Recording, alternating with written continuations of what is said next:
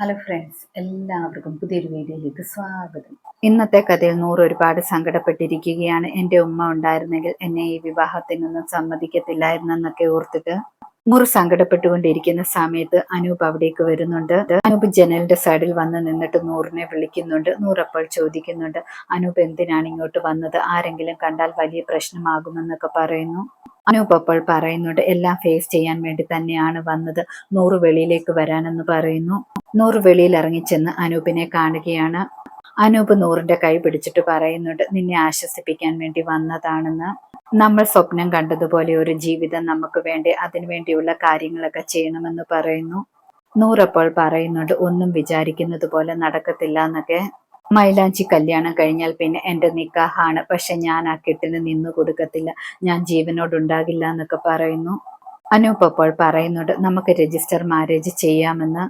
നൂറപ്പോൾ അതൊന്നും നടക്കുമെന്ന് തോന്നുന്നില്ല എന്നൊക്കെ പറയുന്നുണ്ട്. അനൂപ് അപ്പോൾ അതൊക്കെ നടക്കുമെന്ന് പറയാണ്. നാളെ 11 മണിക്ക് നൂറ് ഇവിടെ നിന്നും ഇറങ്ങി വരണം. നമുക്ക് രജിസ്റ്റർ ഓഫീസിൽ പോയി ഒപ്പിടാമെന്നൊക്കെ പറയാണ്. ഇവർ സംസാരിക്കുന്നത് നൂറിന്റെ മാമിയും കേൾക്കുന്നുണ്ടായിരുന്നു. അനൂപ് പറയുന്നുണ്ട്, നൂറ് ഉറപ്പായിട്ട് നാളെ ഇറങ്ങി വരണം. ഞാൻ എന്തായാലും സമയം മാറ്റം വല്ലതും ഉണ്ടെങ്കിൽ വിളിച്ചു പറയാമെന്നൊക്കെ പറഞ്ഞിട്ട് അനൂപ് അവിടെ നിന്നും പോവുകയാണ്. ശേഷം കാണിക്കുന്നത് വിഷ്ണു രാത്രിയിൽ ഓട്ടോ ഓടിച്ചു വരുന്ന സമയത്ത് വേറൊരു ഓട്ടോക്കാരൻ വിഷ്ണുവിനോട് പറയുന്നുണ്ട്, എൻ്റെ കൂടെയുള്ള ആളെ ഒന്ന് വിടുമോ എന്നൊക്കെ. എൻ്റെ ഓട്ടോ കേടായിപ്പോ എന്നൊക്കെ പറയുന്നു. വിഷ്ണു അപ്പോൾ പറയുന്നുണ്ട്, ഞാൻ വീട്ടിലേക്ക് പോവുകയാണ്. അച്ഛന് വീട്ടിൽ സുഖമില്ലാതിരിക്കുകയാണ്, അതുകൊണ്ട് പോകണമെന്നൊക്കെ പറയുന്നു. ഓട്ടോക്കാരൻ അപ്പോൾ പറയുന്നുണ്ട്, ഈ കുട്ടിയും അച്ഛനും അതുപോലെ തന്നെ പ്രശ്നത്തിലാണ്. ഈ അച്ഛനാണെങ്കിൽ ശ്വാസം മുട്ടലൊക്കെ ഉള്ളതാണ്, അതുകൊണ്ട് ഒന്ന് എത്തിക്കാനെന്നൊക്കെ പറയാണ്. അച്ഛനും അപ്പോൾ പറയുന്നുണ്ട്, എൻ്റെ മോളുടെ വിവാഹ കാര്യത്തിന് വേണ്ടി ഓടി നടന്നതാണ്, എനിക്ക് ശ്വാസം മുട്ടലുണ്ട്, എന്നെ ജംഗ്ഷൻ വരെ വിട്ടാൽ മതി എന്നൊക്കെ പറയുന്നു. വിഷ്ണു അവസാനം ജംഗ്ഷൻ വരെ വിടാമെന്ന് സമ്മതിക്കുകയാണ്. വിഷ്ണു ആ അച്ഛനെയും മോളെയും കൊണ്ടുപോകുന്നുണ്ട്. വിഷ്ണു അപ്പോൾ ചോദിക്കുന്നുണ്ട്, എന്തിനാണ് ഇത്രയും ലേറ്റ് ആകുന്നത് വരെയൊക്കെ നിൽക്കുന്നതെന്നൊക്കെ, രാത്രിയല്ലേ സൂക്ഷിക്കണ്ടേ എന്നൊക്കെ ചോദിക്കുകയാണ്. ആ അച്ഛൻ അപ്പോൾ പറയുന്നുണ്ട്, മോളുടെ വിവാഹ കാര്യമായതുകൊണ്ടാണ്, വേറെ ആരും ഓടാനില്ല, ഞങ്ങൾ തന്നെ ഉള്ളെന്നൊക്കെ പറയുന്നു. ശേഷം കാണിക്കുന്നത് നൂറ് വീടിനുള്ളിലേക്ക് കയറുമ്പോൾ മാമി നൂറിനോട് ചോദിക്കുകയാണ്, നിന്റെ ഉദ്ദേശം എന്താണെന്ന്. നൂറപ്പോൾ കരഞ്ഞുകൊണ്ട് മാമിയോട് പറയാണ്, മാമി എന്നെ സഹായിക്കണമെന്ന്. മാമിയുടെ കാലൊക്കെ പിടിക്കുന്നുണ്ട്, എന്നെ സഹായിക്കണം, എനിക്ക് ഈ വിവാഹത്തിന് ഇഷ്ടമല്ല എന്നൊക്കെ പറയുന്നു. മാമി അപ്പോൾ പറയുന്നുണ്ട്, നീ വിചാരിക്കുന്നത് പോലെ കാര്യങ്ങൾ നടക്കാൻ പാടാണെന്നൊക്കെ. ഇവിടെയുള്ളവരെല്ലാം നിന്നെ വെറുതെ വിടുമെന്ന് നിനക്ക് തോന്നുന്നുണ്ടോ എന്നൊക്കെ ചോദിക്കുന്നു. നീ ഇവിടെ ഉണ്ടെങ്കിൽ നിന്റെ ജീവിതം ഇല്ലാതാക്കാൻ ഞാൻ സമ്മതിക്കത്തില്ല. പക്ഷെ നീ വേറെ എവിടെങ്കിലും പോയാൽ എനിക്ക് നിന്നെ കുറിച്ച് ഒന്നും അറിയാൻ പറ്റത്തില്ലല്ലോ, നീ സുരക്ഷിതയാണെന്ന് പോലും അറിയാൻ പറ്റില്ലല്ലോ എന്നൊക്കെ പറയുന്നു. നൂറപ്പോൾ കരഞ്ഞുകൊണ്ട് വീണ്ടും പറയുന്നുണ്ട്, മാമി ഒന്നുകൊണ്ടും പേടിക്കേണ്ട, മാമി എൻ്റെ കൂടെ നിന്നാൽ മാത്രം മതി എന്നൊക്കെ പറയാണ്.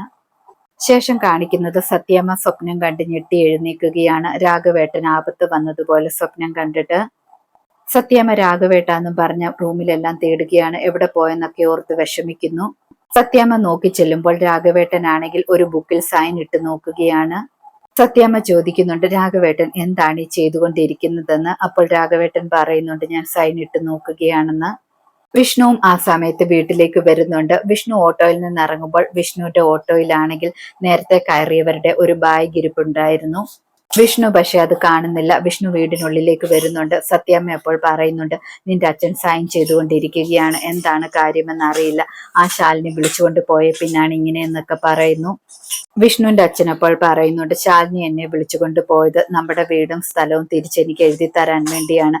പക്ഷെ അവിടെ ചെന്നപ്പോൾ എൻ്റെ പേരും ഒപ്പുമൊക്കെ ഞാൻ മറന്നുപോയി, അതുകൊണ്ടാണ് ഒപ്പിട്ട് നോക്കുന്നതെന്നൊക്കെ പറയുന്നു. സത്യാമ്മ അപ്പോൾ പറയണം, എല്ലാ പ്രശ്നങ്ങളും ഉണ്ടാക്കുന്നത് ആ ശാലിനിയാണെന്നൊക്കെ.